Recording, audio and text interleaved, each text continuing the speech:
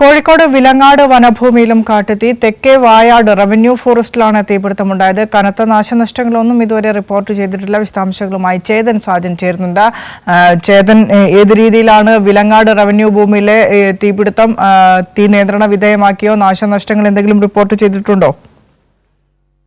വൈകിട്ട് 5 മണിയോടുകൂടിയാണ് ഈ തീപിടുത്തം ഉണ്ടായിട്ടുള്ളത്. കോഴിക്കോട് വിലങ്ങാട് വനഭൂമിയിലാണ് ഈ തീപിടുത്തം ഇപ്പോൾ ഉണ്ടായത്. തീ ഇപ്പോഴും പടരുകയാണ്. കൃത്യമായി പറഞ്ഞാൽ തെക്കേ വായാട് റവന്യൂ ഫോറസ്റ്റിലാണ് തീപിടുത്തം ഉണ്ടായത്. ഇതൊരു വനഭൂമിയാണ്, ജനവാസ മേഖലയല്ല.